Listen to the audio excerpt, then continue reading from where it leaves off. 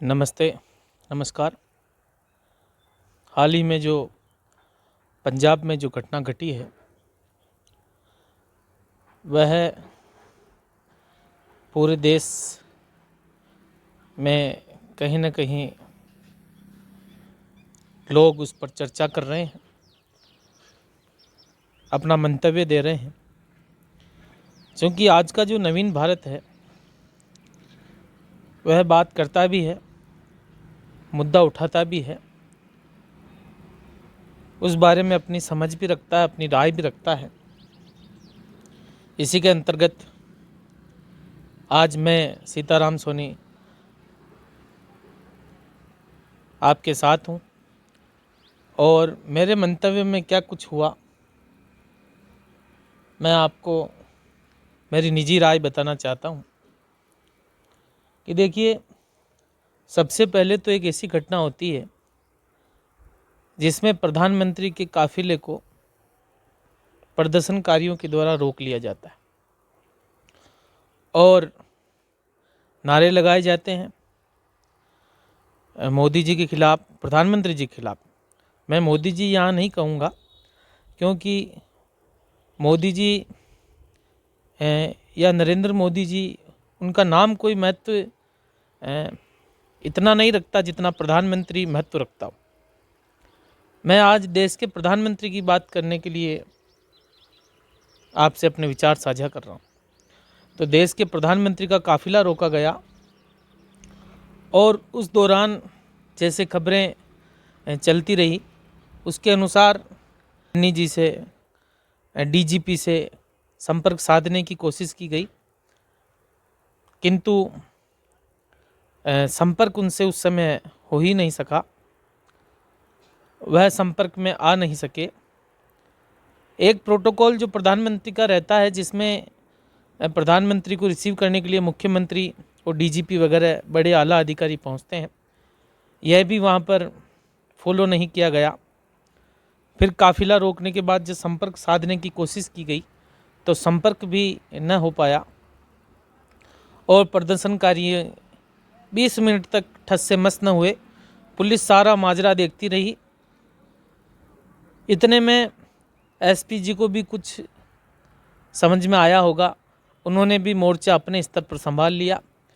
Intelligence ने अगले input दिए होंगे और प्रधानमंत्री जी ने वहीं से काफिला यू टर्न करके एयरपोर्ट पर पहुंचे और एयरपोर्ट पर पहुंचते ही उन्होंने आला अधिकारी से कहा कि आपके मुख्यमंत्री को कहना, धन्यवाद कहना कि मैं यहाँ जिंदा लौट आया।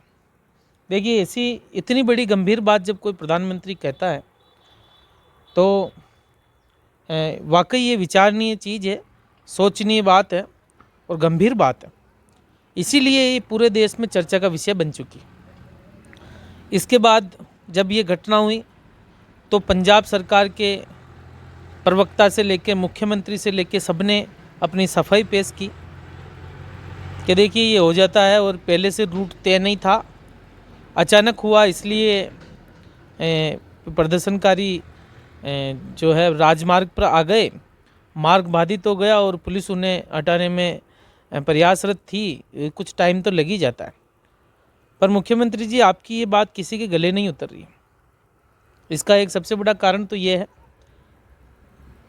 कि आपने जो तर्क दिया कि पहले से ये तय नहीं था, तो यहाँ पे सबसे पहला क्वेश्चन यहीं से उठता है कि जब ये पहले से तय नहीं था तो प्रदर्शनकारियों को इस रूट की जानकारी किसने पहुँचाई, जबकि ये सारी गोपनीय चीज़ें होती।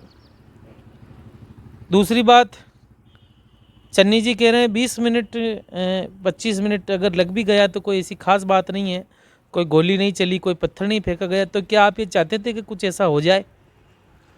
और हो जाता तो उसका अंदाजा आप लगा ही सकते हैं कि क्या होता।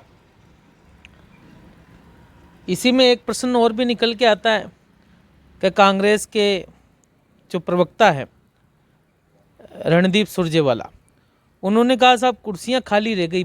जो है मोदी जिस रैली में, प्रधानमंत्री जिस रैली को संबोधित करने जा रहे थे, कुर्सियां खाली रह गई। हो सकता है सुरजेवाला जी आपके पास जो वीडियो आया वो कुछ घंटों पहले का हो। हमने एक वीडियो वो भी देखा जिसमें कुर्सियां भरी थी, लोग मौजूद थे और ये सब बात की बातें। कुर्सियां खाली थी नहीं थी, आपको उन्हें वहां तक सुरक्षित ले जाने की राज्य सरकार की जिम्मेदारी थी। कुर्सियां खाली रहती तो आपके लिए प्लस पॉइंट रहता कि आप ये कह सकते थे देखिए प्रधानमंत्री को या भाजपा के नेता को सुनने के लिए भीड़ इकट्ठी न हो पाई। तो इसलिए भी आपका ये तर्क जायज़ नहीं है और जनता इसको मान नहीं रही। आपने जो भिन्न भिन्न तर्कों के तरीके ढूंढे हैं, वो कोई भी तर्क देश की जनता के गले नहीं उतर रहा है। लोग सवाल उठा रहे हैं बार बार। साथ ही आपने कहा कि प्रदर्शनकारी जो प्रधानमंत्री के करीब आए थे वह भारतीय जनता पार्टी के आदमी थे, झंडे उनके हाथ में भारतीय जनता पार्टी के। क्या ये नहीं हो सकता कि भारतीय जनता पार्टी का झंडा लेकर कोई आतंकवादी, कोई खालिस्तानी या ऐसा कोई व्यक्ति प्रवेश कर जाए या मोदी जी के करीब आकर नुकसान पहुंचाने की चेष्टा कर पाए? ये भी संभव है।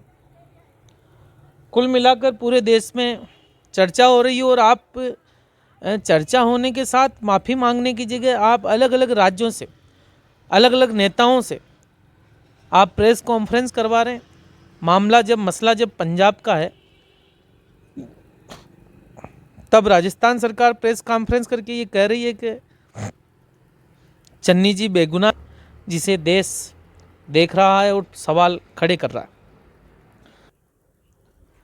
इसके साथ ही एक वीडियो ये भी हमें प्राप्त हुआ जिसमें ग्राउंड्स के अंदर मोदी जी को सुनने वाले लोगों की भीड़, प्रधानमंत्री को सुनने वालों की भीड़ एकत्रित थी, जनता एकत्रित थी। ये भी आप देखिए।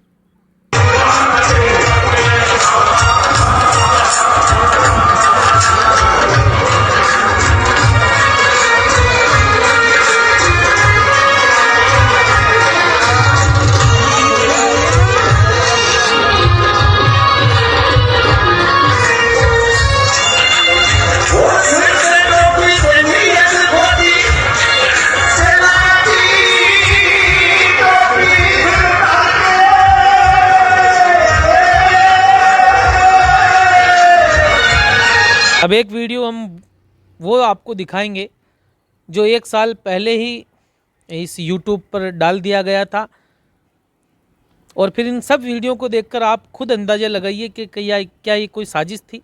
जमीन दलिए हो ना जाने मामले संगीन दलिए मां हुंदी जट्टां दी जमीन दलिए हो ना जाने मामले संगीन दलिए जदों दादी वाले हत्थां 47 ਚੱਕ ਲਿਓ ਫਿਰ ਦੇਖਾਂਗੇ मोड़ू केड़ा साला गल कही जट दी नहीं फिर देखांगे मोड़ू केड़ा साला गल कही जट दी नहीं फिर देखांगे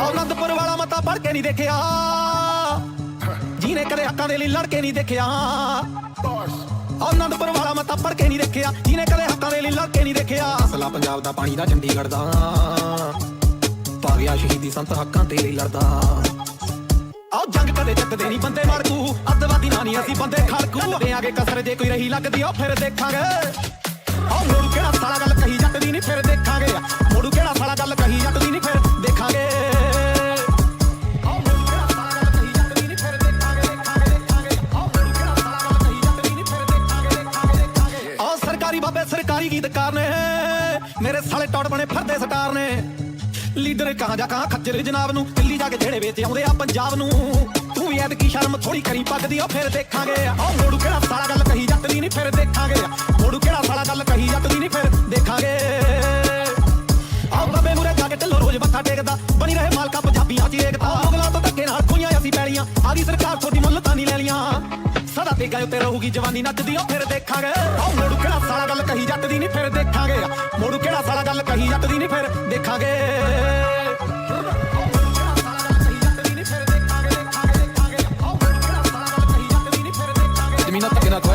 मैं सीताराम सोनी, संपादक खबर भीलवाड़ा। धन्यवाद।